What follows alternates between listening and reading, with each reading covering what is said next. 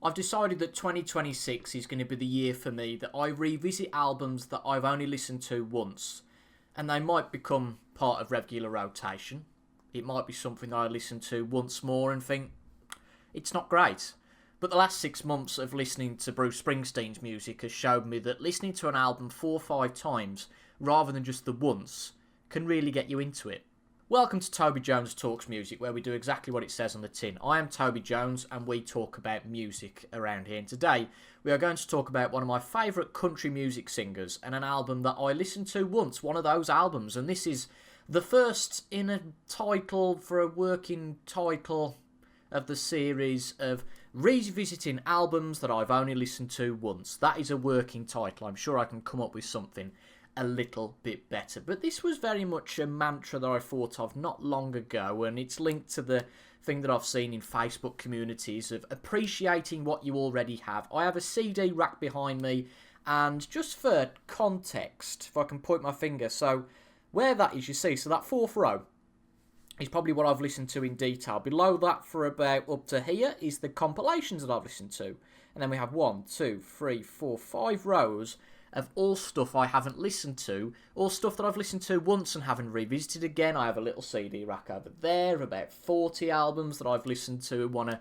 get back into, and that's without any of the vinyl that I've got. A lot of that is stuffed away in that cupboard there.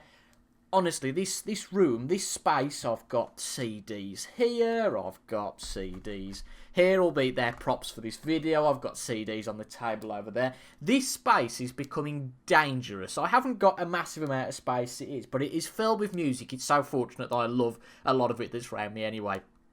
But we're a couple of minutes into this, and I haven't talked about the man that I'm going to talk about. So stop all the rubbish and the yapping. Let's get on to the point of this video, shall we? And that is none other than one of my favourite country music singers, Glen Campbell. This is an album, his third live album, live at the Royal Festival Hall with the Royal Philharmonic Orchestra. Now, I could tell a story and say that this was the first album I listened to in 2026 and that this would start the 2026 adventure. The only snag is that I listened to it on New Year's Eve of 2025. It's close enough, isn't it? But this was an album that I bought when I was first getting into Glen Campbell. So, to give you a little bit of my history of getting into Glen Campbell, my first exposure to the man was this excellent 1960, I want to say 67, 66, 67 album, By the Time I Get to Phoenix. And this one is subtitled I Want to Live, because it's a later reissue with more track on the second side, I Want to Live.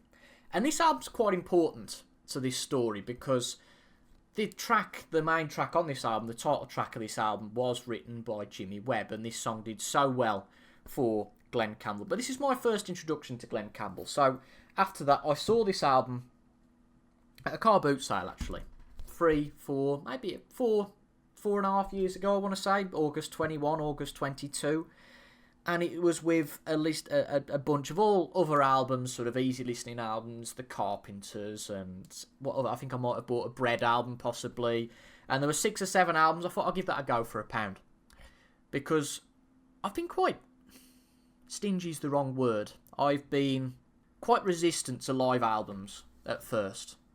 When I was first getting into a lot of these artists, the live versions aren't as good as the studio versions. There are studio versions for a reason. But my opinion on live albums has just flipped completely.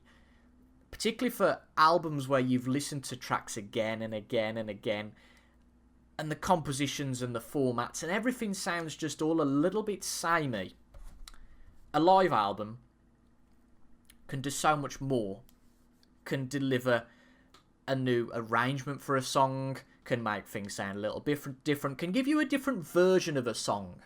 And that is the thing that I've took away from listening to this album. So that's going to be the first lesson of 2026 for me, if you like, from a music standpoint. So let's talk a little bit about the album itself, the double album, before we get into the one song that I particularly want to talk about. And I've hinted at why I want to talk about that a little bit earlier. I've just realised I have missed a prop, so I have to go and get that before we talk about it. So this is a rather funky gatefold sleeve that did leave me in horror a bit. So I'm going to sit back a little bit. There's the gatefold. Glen Campbell without his trousers on, with his trousers on. Makes Glen Campbell seem awfully tall. I mean, I know it's not to scale, but I'm sat down here. Glen Campbell's very small. I mean, I didn't think I'd do this, but there you go. There's Glen Campbell, and he's not even as tall as my shirt. Joking aside, this is his third live album from 1977, and it's a double live album, and there's lots to tell here. There's a collection of his contemporary hits, so at this point you've got the likes of Southern Nights, which was fairly new, I think, at this point. Apart from that, there are quite a lot of his older hits, so Dreams of the Everyday Housewife, By the Time I Get to Phoenix, Galveston, Wichita Lineman, and it's a double live album, and to be blunt, and I'll be honest here, I don't wish to say anything other than the truth, that four sides, two albums of Glen Campbell live was probably a little bit too much for me, because there is stuff on here that I'm not all that interested in. Side 4, you've got Classical Gash, you've got the William Tell Overture, which has an element of coolness to it, but is that the Glen Campbell that I want to hear? No, probably not. I want to hear stuff like Gentle on My Mind with that great guitar break, and some of the songs that are on here. But there are some really cool things on here. One thing being that there's a medley of Beach Boys tunes. So we've got Good Vibrations, Help Me Rhonda, I really like that one, Surfer Girl, and Surfing USA, because he tells the story of how he was a touring member of the Beach Boys for a brief period. And then that has some kind of real strange connection to a show from Sea Tranquility that I was watching last week about his picks of albums that are 60 years old this year, and Pet Sounds was released in 1966, and he was going through all the people that played on this album. Oh, Glen Campbell played on this album. Glen Campbell? The Glen Campbell? It was the Glen Campbell. So in his early career and before he really got to stardom, he was a session musician before he made it on his own. I mean, I knew some of this stuff beforehand, but I have to say that listening to this now Upside Down album, listening to one album, not necessarily just for the music itself, because since I've listened to this on New Year's Eve, there's only one song that I've really revisited. Quite apart from listening to the music itself, it can just open a rabbit hole. It can reintroduce you to other albums, other songs, and although I haven't played any of these specifically this week, there are songs that I've played from them. So we've got the Galveston album with Where's the Playground, Susie on the other side. I bought this last year or the year before. I still haven't played it in its entirety. And in fact, any of these albums, I don't know them back to front like I know By the Time I Get to Phoenix. I know the good tracks on there. I'm not going to pretend I know something that I don't. You've got the Wichita Lineman album here. The title track from that album, just about one of the best tracks of all time. And then this album, probably his best known hit, Rhinestone Cowboy. And I think this one has it? Yes, it has. I mean, look at him. There he is there. Proper country music singer.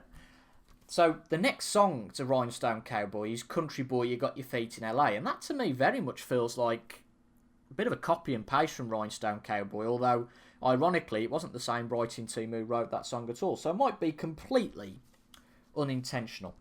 But to get to the main point of this, it's a song from this album that I want to talk about today. And it's the different arrangements of Galveston on this live album that really astounded me, I have to say. So, this song was written by Jimmy Webb. And this is one of the other main points that I want to make during this video. And Glenn talks about, before he performed the song, of how he performed the song in a faster tempo. That's how he heard the song at the time. And not to blow smoke up my own backside, in my head I always thought there was a little bit of something missing with Galveston compared to some of the other brilliant tracks in Glen Campbell's catalogue. For instance, this CD compilation, I mean, look at the light. The light doesn't want you to see Glen Campbell. There he is. This CD compilation, it was a very well-selling vinyl as well. There are some brilliant tracks on this. This is an absolutely brilliant compilation. But Galveston was a song that, it was never one of my favourites in that arrangement. But Glen Campbell said, going back to the story, that he recorded the song as he felt it was at the time. This was one written by Jimmy Webb. And then Jimmy changed things around to have a slower arrangement. I forget what he called it. Was it a 12-bar arrangement or something like that? I'm no music theory expert. I certainly don't claim to be. But he changed that around, and this song transformed immediately for me. Admittedly, I was only listening to this in the background, having a good time with it, and then that song came on. And I'm thinking, I definitely haven't heard this before, or at least in this style. And it just gave a completely different meaning to the song. Different meaning, different love for it. And to be honest, unless I do magically fall in love with the original, the version from this album is going to be the one that I go back to. 100%. And that gets me to thinking about Jimmy Webb and Glen Campbell. And this might be something I cover in another video. But some of the best songs that Glen Campbell performed were written by Jimmy Webb. So, from this album, the 20 Golden Greats, you've got By the Time I Get to Phoenix, Wichita Lineman, Honey Come Back, Galveston, Where's the Playground Susie. Some of his other songs that he wrote, MacArthur Park, which, going down this Glen Campbell rabbit hole, I didn't know it was first performed by Richard Harris. Yeah, that one, the actor. Albus Dumbledore, or as I, as a James Bond fan, would like to know him as, in The Wild Geese with Richard Burton and Roger Moore. I didn't even know before this that Richard Harris had a recording career. Thank God for the internet. Thank God for Wikipedia. This is going very, very slightly off-piste. But isn't this the best time to be a music fan? A music fan, a music connoisseur, somebody who would love to see the music encyclopedia. I'll get this down. These were kind of the only references back in the day, weren't they? This is going very off-piste, by the way, now. But these were, I guess these were the kind of only reference books back in the day, weren't they? Looking at, you know, what were the hits and different people and little write-ups about. And I've by the way, I've had a scan through this recently and loved it. And this is a really good reference for me. And I have a couple of other reference books about Neil Diamond, etc., that I talked about on my last video. But you can go on the internet now, go on Wikipedia, and there are some albums by Glen Campbell that don't have a Wikipedia page, and personally I'd love to contribute to that, but Wikipedia is a real funny sort of editing style. But you can find out little tidbits about pretty much anything in any corner of the internet all about music. Isn't it the best time to be able to be a music fan? There are a couple of songs that I thought, what? That was Glen Campbell? And you can hit the play. You haven't got to go, right, I've got to go and buy the album now, or I've got to buy a compilation with this on it. You can just go on Spotify, and I understand the drawback. I completely understand the drawbacks of streaming. But you can click on Spotify or YouTube Music or whatever, and hit play. So you had MacArthur Park. This is Sarah's song that he wrote as well, and Glen performs here. That was a song written for Glen's wife, so that's at the end of side 3, and I don't know if this is intentional, but all the songs on side 3, By the Time I Get to Phoenix, Galveston, Wichita Lineman, MacArthur Park, and This Is Sarah's song, all written by Jimmy Webb. Was that intentional? I don't particularly know. Was it a Jimmy Webb section? Highwayman. You may well know this song as being one performed by the supergroup Johnny Cash, Willie Nelson, Waylon Jennings, and Chris Christopherson. I had to think then, Chris Christopherson. So a massive song that was performed by those guys. That was written by Jimmy Webb. First performed by Jimmy Webb himself in 1977, and then performed by Glen Campbell on his 1979 album of the same name. From a Neil Diamond connection, this is slightly going off the Jimmy Webb thing, but from a Neil Diamond connection, his song That Kind from his 1979 album September Morn. Glen Campbell covers it on his 1980 album Something About You Baby I Like. Would never have known that unless I bought the album. And would I feel inclined to? No, probably not. And then there's an album that I really want to get into, and I'm very keen on listening, I just haven't got round to it yet, which is called Reunion from 1974. And this is the songs of Jimmy Webb recorded by Glen Campbell. Now, I don't even know what songs are on this album, so is it Jimmy Webb songs that he's had that have done well for other artists? Because I think Glen Campbell's vocals really suit the Jimmy Webb arrangements. Or is it just songs that Jimmy Webb has written, have kind of sat in the vaults, and then have been performed? That's one that I would really, really love to get onto. Finally, from the prop section that I just had to cut away and go and get, is this album that I picked up in a charity shop. And it's his last, Glen Campbell's Adios from 2017. And even on this album, Jimmy Webb contributes 4 tracks.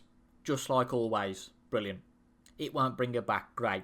Postcards from Paris. Now, I know that was a previous track because I've heard, inadvertently once again, John Denver singing that song. I was watching a John Denver video, a documentary, I'd like to call it. I think it was called A Portrait.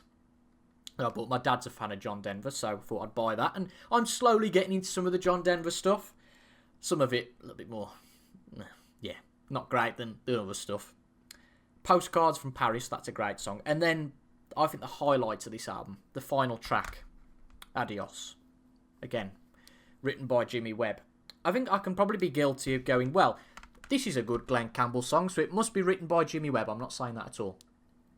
But just the amount of songs that Glen Campbell performed, written by Jimmy Webb, it was almost like a perfect partnership. And this song, probably my last thing I'm going to say, because I haven't mentioned it yet, is that the arrangement of Galveston on this album almost puts it in a Carpenter's realm for me. In the way it sounds, the way it's arranged, it's perfect.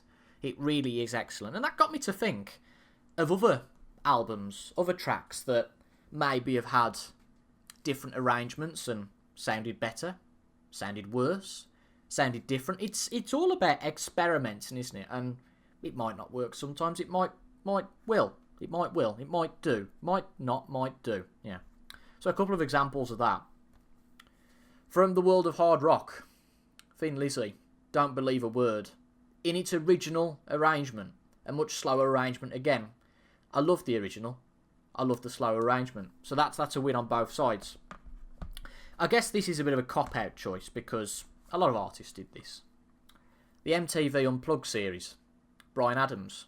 So there's a song on here called I'm Ready, which I first heard on his The Best of Me compilation. And this is a much slower arrangement. So it's funny how all of these go from quicker to slower. There is one I've got that's another example. And this was in a much harder rocking sound on this album, 1983's Cuts Like a Knife. I prefer this quite a lot. But it's an interesting version, is the slower version. We've recently seen the Electric Nebraska box set come out from Bruce Springsteen. And from two tracks from this album, which are very different on their Electric Nebraska version. So you've got Born in the USA, which I've talked about on a Springsteen video that I think is absolutely awesome in its Electric Nebraska format. But there's also a song on here called Downbound Train, which I think is one of my favourites on the album. I talked about it on my Springsteen studio album ranking as being a little bit of a taster of what's to come on his next album, Tunnel of Love. And there's an outtake from the Nebraska version where it's much faster and it's not great, is what I'll say. So there's mixed outcomes with doing this, but Galveston, I think it's the biggest transformation I've had from thinking a song is okay to wow, really excellent.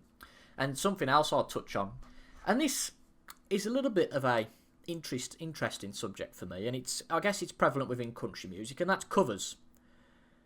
Cover songs of people that have performed songs before and people that are performing them later on. And I take great issue with some of this nowadays because there are songs that are, I don't know, I can't think of an example actually. 70s, 80s songs that are being re-recorded by new artists. Have you heard this new song by such and such? No, because it was performed by X person in the 80s, and it was a much better version. You know what? I've become more okay with that over the last few years and that's the big thing about this channel, this YouTube community, everything. It's all about keeping music alive. And whether those cover songs keep music alive, then so be it. I'm going to end with a bit of, I guess you could call it blue-eyed soul. Paul Young. And I've been watching a documentary called Paul Young at the BBC this morning. And there's some cover songs here and of some old soul tunes. So you've got Wherever I Lay My Hat, That's My Home. Love of the Common People. And then interestingly, there's a cover of the Crowded House song, Don't Dream It's Over. And what really surprised me is that song went to number 25 in the UK for Crowded House. Went to number 20 for Paul Young. And it's a slightly different version, but of a slower, more mellow version. And maybe it's because of the Paul Young name. And that did very well. So I think the first lesson after all that of 2026 for me is that this is of great value, by the way, first off. And I might do this every week, I might do this every month. I might just pull something out and think, oh, I haven't heard that for a while. Let's give that a listen. And it might not be Glen Campbell, it might be something totally different. And if Glen Campbell's not your style, then that's okay. If country music's not your style, then that's fine. Whatever you've listened to once and thought, it's not really my cup of tea, I'll move on. There's lots of music out there. I was like that in the past. I got to a point like that, and this is one of the reasons why I'm doing this, because I was buying so much music at one point. And I've completely slowed that down now because I've got pretty much everything that I want. So I'm going to enjoy what I've got. But I was at a point where I was buying that much vinyl. It was vinyl pretty much. Because you could get it for £1 and you'd get a job lot and you'd get, 50 albums for £20 and you'd take out what you didn't want and what you did want you'd keep. But there's so many albums, Galveston down there, that I've bought, either not listened to or listened to once. And that is of great value with that live album. Even if it's not an album that I think, yeah, that's a brilliant live album, I'm going to revisit it a lot.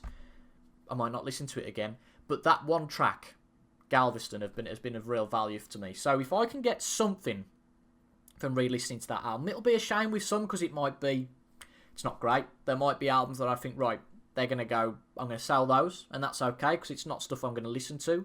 Ultimately, a music collection should be what you want to hear, not just something to go, oh, I've got that album, even though I don't like it. There are albums I have like that I'm going to keep because they're part of an artist's collection and they're an important point in that collection. I can think of Scorpions, one of the dearest bands to me, an album called Eye to Eye, and that's an album I want to re-listen to in this year because, to be blunt, and I will be blunt with this, I don't like to talk negatively, that was awful when I first heard it, and then I thought, no, I'm not listening to that again.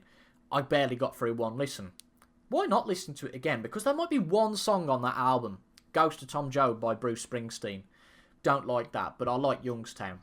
If I can find one positive thing with an album, then that's enough for me. That is enough for me this year. And there'll be albums that I love and love to death. There'll be some albums where I like one track, but one track's enough. And if I don't like any of it, then I've tried, and that's it. And it might go out of my collection. But that is what music curation, listening to, is all about. And that's going to be it for today's video. I've tremendously enjoyed doing this. I've not worked off a script today. I've made a couple of notes about some of the Jimmy Webb songs, and maybe gone just slightly off-piste. But that's what I want to do in 2026. I want to talk what I'm passionate about, and hopefully as a viewer, you are passionate about too. So this is a video that's about Glen Campbell, but not about Glen Campbell in some ways. It touches on Glen Campbell, but also on other artists. And hopefully, even if you're not a Glen Campbell fan, hopefully you've clicked on this video, because if you see Glen Campbell and think I'm not a fan, I'm not going to watch that one. But by blending other artists into it, hopefully it does provide those of you who aren't Glen Campbell fans a bit of value. And maybe those of you who are Glen Campbell fans a bit of value by thinking about other artists that might connect with this sort of thing. Who knows? It's the power of the internet and the power of some idiot like me opening his mouth for however long. Nearly half an hour at this point, so I'll shut up. As I say at the end of every video, these videos are all available now on Spotify and Apple Podcasts and Amazon Music, I think, as well, from a podcast form. I'm trying to build up the channel, so we're on all the socials: Facebook, Instagram, X, TikTok. I think that's all the social networks: Facebook, Instagram, Twitter, TikTok. They're all down there in the corner. If you are on those platforms, please consider following us for the adventure. The minimum you'll get is notifications on that site that there's a new video about, because you don't always see things in YouTube these days. YouTube's a very different animal to how it's been in years gone by, that you'd have a subscription feed, you'd look at that subscription feed, and you'd see videos. I know myself from watching YouTube, there are people unsubscribed to that if I didn't go into that feed, I wouldn't know they've posted. So all I'm trying to do is post in different areas that there's a new video out, you might be interested in it. And then I'm hoping maybe to do some exclusive content. So if you do follow me on the likes of TikTok, then there might be something exclusive over there for you to go and enjoy. It's all going to be a fun process in 2026, and this is the first part of, I forgot the title now, albums that I've listened to once, in brackets or not at all, that I want to revisit and have done in 2026. I need to think of a snappier title. That's it for today's video. There will be a video up there that you can check out if you want to continue your journey at Toby Jones Talks Music. But if you do, or if you don't, have a very good rest of your day.